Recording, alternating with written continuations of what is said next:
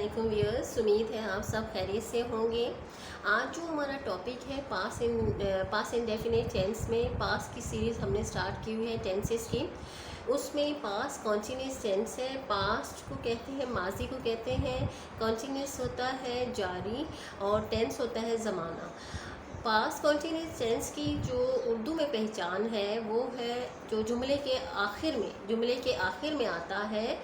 रहा था, रही थी, रहे थे, रही थी। ठीक है, जो जुमले के आखिर में उसकी एंडिंग होती है, ख़त्म होता है जहाँ पे जुमला, वहाँ पर रहा था या रही थी आता है, या रहे थे आता है, या रही थी। एक मिसाल के तौर पर मैंने यहाँ पे लिखा है, लड़कियाँ चावल खा रही थीं। ठीक है, रही थी भी इसकी आखिर हुआ है, यानी आखिर में जो जुमले के आखिर में लफ्ज़ आया है वो रही थी आया है। ये किसकी पहचान है? ये पास्ट कॉन्टिन्यूस टेंस की पहचान है कि ये पास्ट कॉन्टिन्यूस टेंस है। इसकी इंग्लिश है girls were eating rice. Girls है लड़कियों के लिए, वर्ड जो है ये हेल्पिंग वर्ब है क्योंकि ये प्लूरल में आ रहा है, सिंगुलर नहीं है, ये प्लूरल है, प्लूरल फॉर्म में आ रहा है, तो ये इसके साथ हेल्पिंग वर्ब आया है वर्ब। ईटिंग क्या, खाना, खाना आता है इसमें, राइस चावल को कहते हैं। अब इसमें आप बॉयज़ भी लिख सकते हो कि बॉयज़ चावल खा रहे थे, जैसे यहाँ पे रहे थे है, तो ये पहचान किसकी होगी? ये भी पास्ट कॉन्टिन्यूस टेंस होगा। अगर हम यहाँ जुमले में लिख देते हैं वो चावल खा रहा था, ठीक है, रहा था अगर लिख दें तो उसमें ही आएगा, तो ही का लफ्ज़ यहाँ पे इस्तेमाल हो जाएगा, तो हेल्पिंग वर्ब यहाँ पे वॉज आएगा एज इट इज़, यानी first form of verb. Main verb में first form of verb use होगी और आईएनजी का इस्तेमाल आएगा इसमें, और राइस जो ऑब्जेक्ट है वो आएगा। शी के साथ भी इसी तरह ये जुमले में इस्तेमाल होता है। ये मेन पहचान जो इसकी है ना, इस सेंटेंस की बताने की जो मेरा सारा जो मैं आपको डिटेल बता रही हूँ वो ये है कि जुमले के आखिर जब होती है, आखिर में जो लफ्ज़ आता है वो या तो ये आता है रहा था, या आता है रही थी, या आता है रहे थे, या रही थी। जब इस पे जुमला ख़त्म होता है तो उसमें क्या इस्तेमाल होता है?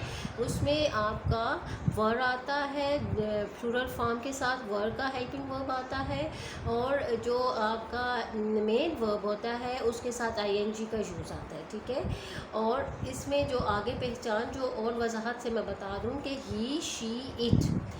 ही, शी, इट अगर सब्जेक्ट हो, या ही हो, या शी हो, या इट हो, इसके साथ हेल्पिंग वर्ब जो यूज़ होता है वो वाज यूज़ होता है, और फर्स्ट फॉर्म ऑफ वर्ब के साथ आईएनजी लगा देते हैं। ठीक है, जैसे यहाँ पे ईट है तो ईटिंग आ गया है कि उसके फर्स्ट फॉर्म ऑफ वर्ब के साथ आईएनजी लगा दिया गया है। अब इसमें प्लूरल सब्जेक्ट में एक जो आई है, आई के साथ क्या यूज़ होता है? वाज का इस्तेमाल आता है, और बाकी जो प्लूरल फॉर्म है यानी वी है, यू है, दे है, उसके साथ जो हेल्पिंग वर्ब यूज़ होते हैं वो वर है। आई की पहचान के लिए थोड़ी एग्जांपल्स मैं यहाँ पे आपको वजाहत से बता दूँ, थोड़ा सा एक्सप्लेन कर देती हूँ कि जो आई के साथ अगर कोई बात आ रही है तो उसके साथ वास का एक जुमला मैं वजाहत करती हूँ यहाँ पे।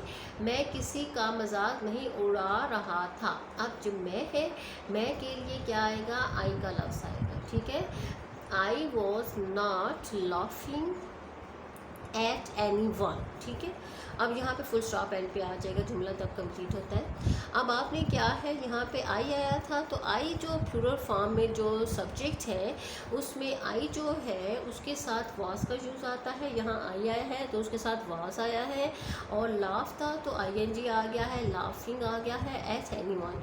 अब यहाँ पे सब्जेक्ट अगर ही होता तो उसके साथ भी क्या आना था?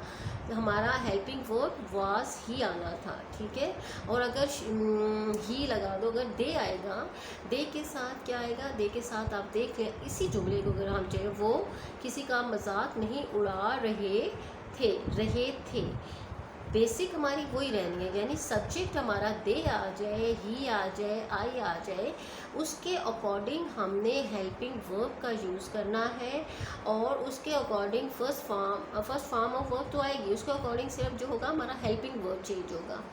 इसमें आप माइंड में रहे कि आई के साथ वाज यूज़ होता है, वी, यू, दे के साथ फॉर। यानी अगर हमारा यहाँ आई की जगह सब्जेक्ट वो होता उड़ा रहे थे, रहा था है नहीं यहाँ पे। अगर रहे थे होता तो दे आ जाता, बाकी सारा सीक्वेंस वही रहना था और दे के साथ जो हेल्पिंग वर्ब चेंज हो जाना।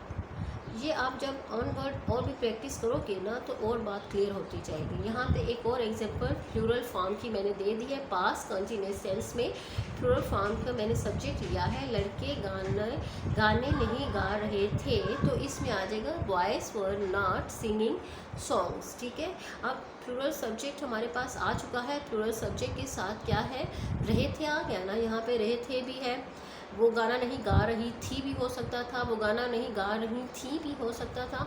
तो बेसिक तो हमारी वही है कि अगर एंडिंग इन लफ्ज़ों के साथ हो रही है ना, रहा था, रही थी, रहे थे, रही थी, तो क्या है उसमें ही शी इट के अकॉर्डिंग हेल्पिंग वर्ब हमने चेक करना है।